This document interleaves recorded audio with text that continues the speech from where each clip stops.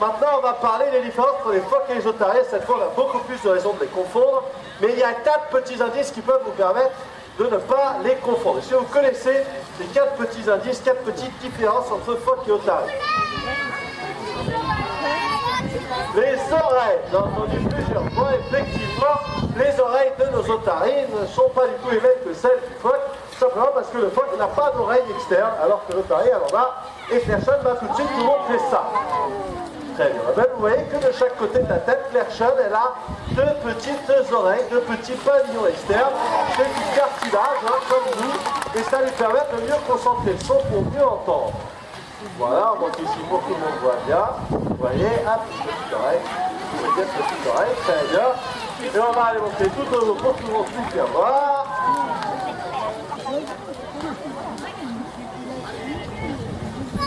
Très bien. Vous voyez, l'oreille de Claire-Chan ici, très bien, ma belle. Et de l'autre côté, très très bien, vous pouvez applaudir très fort Claire-Chan.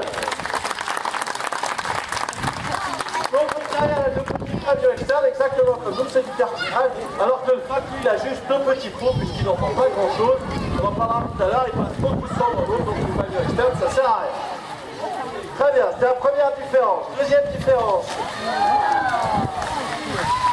Vous avez des idées différentes? Ah, les dents, bon, c'est pas dans l'instant là, il essayait de tricher en plus, mais bon, vous n'avez pas vu, c'est bien. Alors, Claire-Chan, elle va venir vous montrer ses dents. Très bien, ma belle. Alors, regardez bien les dents de Claire-Chan, essayez de retenir la couleur et la forme. Après, on en parlera. On va les montrer là-bas.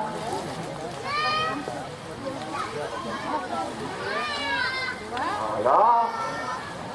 Très bien, on peut le faire sous l'eau aussi. Ah.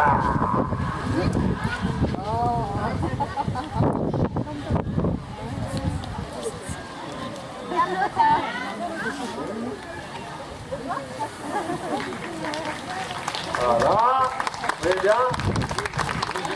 Tout l'eau aussi, avec tout l'eau. Oui. Très bien, la Claire-Chan, vous pouvez l'applaudir très fort. Alors, elles sont quelle couleur? Noires. Elles sont pointues ou elles sont plates?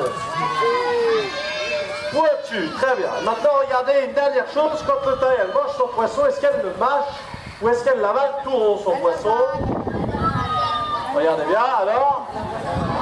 Elle l'avale tout rond. Et en fait, elle est obligée de l'avaler tout rond puisqu'elle a des dents pointues. Les dents pointues, c'est parce que c'est un prédateur. Elle peut manger des manchots, l'otarie. Et donc, il faut des dents pointues pour attraper les grosses proies. Mais du coup, quand c'est des petites proies comme les poissons, eh bien, elles ne peuvent pas les mastiquer. Pour mastiquer, il faut des dents plates. Du coup, elles avalent les poissons tout ronds et leurs acides gastriques, les acides qui dissolvent la nourriture dans l'estomac, ils doivent être très puissants pour pouvoir totalement dissoudre les poissons sans qu'une mastication. Et du coup, quand elles ont des remontées acides, eh bien, ça va colorer les dents en noir. Alors que les phoques, eux, ils n'attaquent pas les manchots, du coup, ils ont des dents toutes plates. Les dents toutes plates, pardon, ça ne capte plus. Voilà. Les dents toutes plates, ça leur permet de mastiquer le poisson. Ils ont des acides gastriques moins puissants, donc ça ne colore pas les dents noires. Et en plus de ça, les phoques, comme ils ont les dents plates, ils peuvent manger aussi des coquillages. Et les coquillages, eh bien, ça va frotter un petit peu sur les dents, ça va avoir une action mécanique qui va contribuer à nettoyer un petit peu les dents. On n'utilise pas pour avoir les dents blanches qui fait une action mécanique sur les dents, ça s'appelle comment? Une brosse à dents. Il y en a 3 qui connaissent la brosse à dents. Les autres, non? C'est une brosse à dents, très bien. Donc si vous ne voulez pas avoir les dents comme Claire-Chan, comme une otarie, et peut-être ne pas avoir la laine de notre otarie, il faut manger des coquillages. Vous n'avez rien compris. Très bien, alors c'est notre deuxième différence. Troisième différence, vous avez des idées? Pardon, ça a coupé. Troisième différence, des idées? Le cri. Bon, très bien. Il triche toujours et vous n'avez toujours pas remarqué. Maintenant, elle triche toute seule, il n'avait plus besoin de lui demander. Donc le cri, alors il va falloir que Clément, tu m'envoies soit Vasco, soit Gamma. Clément. Bon, les autres, ils ne savent pas chanter.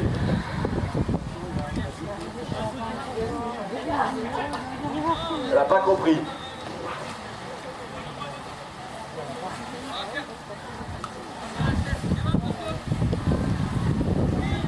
Ah, non, ils vont venir, ils vont venir. On va faire des étapes.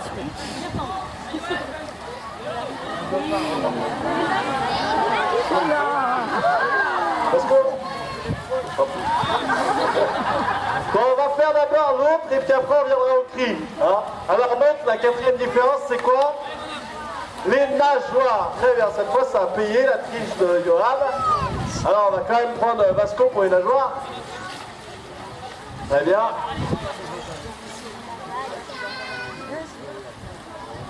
Très bien Vasco. Alors on va pas que des nageoires aussi, vous regardez, Vasco il a des très très grandes nageoires qui lui permettent de s'appuyer sur les vitres. Et quand il nage, regardez, il va pouvoir pousser sur ses nageoires avant, comme le font les manchots à côté, pour pouvoir nager. La propulsion, elle est à l'avant chez lui. Voilà, les petits. Vasco. Ouais, ok, regarde. Très bien, monsieur. Très bien. Vous pouvez applaudir, très bien. On va aller montrer là-bas, pour ceux qui applaudissent aussi. Donc, l'otarie, elle a des grandes nageoires pour pouvoir nager très très bien. Et ces grandes nageoires, ça va lui permettre d'avoir une propulsion à l'avant, et donc de pouvoir faire des sauts, de pouvoir sortir de l'eau. Alors que le phoque, il a des toutes petites nageoires à l'avant. Donc elles lui servent que de gouvernail, la propulsion elle est à l'arrière. Comme la propulsion elle est loin et pas très puissante, eh bien ils ne peuvent pas sortir de l'eau. Ils sont très à l'aise dans l'eau, mais ils ne peuvent pas faire de saut comme le font les otaries. Voilà, dernier saut que font les otaries, c'est le marsouinage. Ça c'est une nage en fait qui alterne des phases dans l'eau et dans l'air. C'est la nage la plus rapide chez les gros animaux marins. C'est pour ça que le font les otaries, mais c'est aussi les dauphins, les orques, etc. Ils font tous cette nage-là, puisque c'est vraiment la nage la plus rapide. Très bien. Donc elles sont à l'aise dans l'eau, les otaries, mais elles sont aussi très à l'aise sur la terre ferme. Elles savent très très bien marcher, en fait, les otaries. Voilà, Johan il va nous montrer là-bas avec Perchon et Sou. Vous voyez qu'elles marchent très très bien les otaries. Elles marchent à 4 nageoires. En fait, elles peuvent utiliser ces grandes nageoires avant comme des pattes pour pouvoir s'appuyer et marcher. Voilà, elles peuvent reculer aussi. Elles peuvent tourner sur elles-mêmes. Elles peuvent tourner sur le côté. Voilà, des roulades sur le côté. Très bien. Et elles peuvent aussi courir. Alors, est-ce que vous avez envie de voir une course d'otaries? Vous avez l'air moyen emballé quand même. Est-ce que vous voulez voir une course d'otaries? Très bien, alors on va les mettre sur la ligne de départ. Il faut que Clément il traverse le flot. Très bien, alors qui est-ce qui va soutenir Vasco? Vasco c'est le mal du groupe, faites un maximum de bruit pour Vasco. Ouais, il y a un peu de niveau, il y a un peu de niveau. Qui est-ce qui va soutenir Kama? Faites un maximum de bruit pour Kama. Ouais, un peu plus. Et qu'est-ce qui va soutenir Clairchon? Il y a des sous, elle ne participe pas à la course, donc il n'y a pas besoin de la soutenir. Très bien, on va faire le départ, on les met sur la ligne de départ, c'est bon. On va faire le décompte ensemble. 3, 2, 1. Comment ça, Clément? Non, t'as pas gagné. Effectivement, on a oublié l'échauffement. C'est important l'échauffement quand on fait du sport, et même pour une otarie. Donc on va faire quelques petits massages, et puis un petit peu d'échauffement, des petits sauts, etc. Pour les dépenser un petit peu, pour qu'elles se préparent pour la course. Voilà, flexion, extension, très bien Clairchon. Je préférerais les massages d'à côté, mais c'est bien. Voilà. Soit elle travaille qu'à moitié, hein, vous voyez qu'elle n'est pas tout à fait concentrée, mais bon, quand même. Hein. Bon, c'est bon là les massages? Vous êtes prêts? Ouais, c'est bon. On va les remettre sur la ligne de départ alors. Voilà. C'est pas grave, on souffle. C'est bon, les soigneurs ils vont se mettre derrière la cage de contention là-bas. Personne elle triche un peu, hein, Johan. Ouais. C'est bon? Non, c'est Gamma. Voilà. On va dire comme ça, c'est bon. On va faire le départ avant qu'elle triche trop. 3, 2, 1. Parfait! Et alors, c'est Vasco qui est en tête. Vasco qui est en tête. Et c'est Clairchon qui l'emporte. Je vais faire plus de bruit pour Clairchon quand même.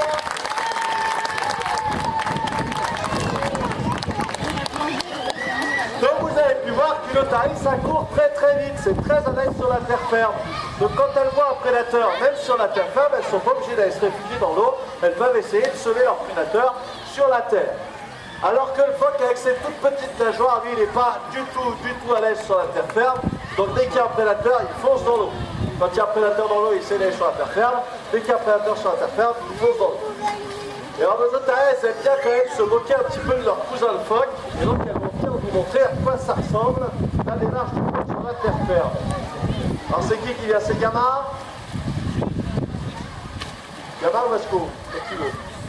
Vasco.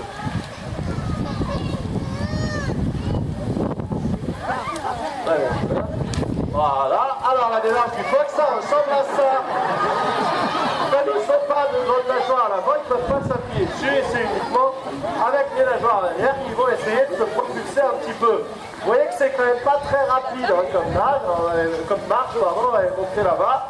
En fait, c'est exactement la même démarche que le ver de terre chez le phoque. C'est pas rapide du tout et donc c'est pas du tout pratique pour échapper aux prédateurs. Très bien, on va remonter ici. Super, sport. Très bien, vous pouvez applaudir très très fort.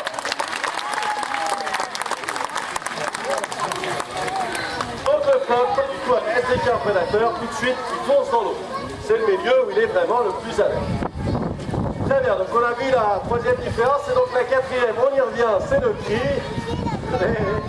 On va y revenir, donc Vasco il va revenir encore une fois. Que Vasco il sait très très bien chanter, je vais vous montrer ça. Très bien Vasco.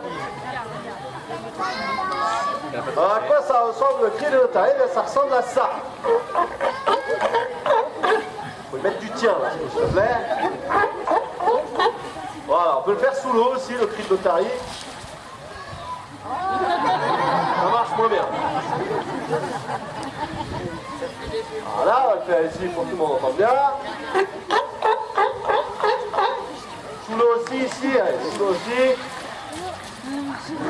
Voilà, ça ne sert pas à grand chose sous l'eau, hein, ça fait des bulles, c'est joli. Mais ça s'entend pas trop quand même. Hein.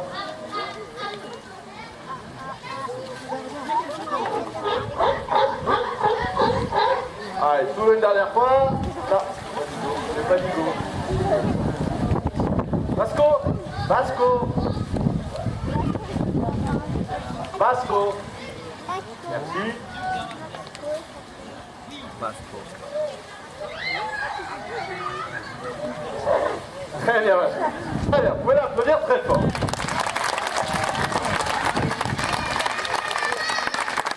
Alors ce cri de Vasco, est-ce qu'il vous a fait penser au cri d'un autre animal? Un animal que vous avez chez vous peut-être? Le chien, très bien. Pas le phoque, justement, c'est différent. C'est pas le phoque, vous en avez rarement chez vous.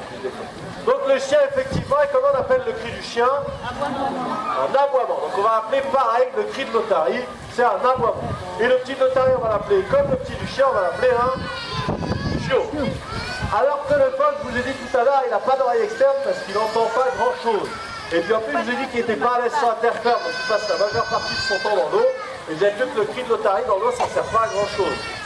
Donc le phoque, lui, il va avoir un cri beaucoup plus grave, qui va pouvoir entendre son pavillon externe, qui va plus le ressentir, et surtout un cri qui va beaucoup mieux se propager dans l'eau. Donc il va beaucoup mieux pouvoir entendre sous l'eau. Et du coup, le petit du phoque, lui, on l'appelle pas un chiot, on l'appelle un blanchon, tout simplement parce qu'il est... Un blanchon parce qu'il est... blanc. Merci. Donc on a vu les 4 différences, maintenant on va vérifier si vous les avez bien retenues ces 4 différences. Alors je vais commencer les phrases et c'est à vous de terminer cette phrase. Est-ce que vous êtes prêts déjà? Oui. Il y en a 12 qui sont prêts. Est-ce que vous êtes prêts? Oui. Très bien. Et vous êtes prêts là-bas? Bon, les otaries, c'est bon? Super. Alors, de chaque côté de la tête, l'otarie a 2 petites. De chaque côté du corps, elle a 2 grandes. Les dents de l'otarie sont de couleur. Et le cri de l'otarie s'appelle un... Très bien, vous pouvez vous applaudir, vous-même, vous avez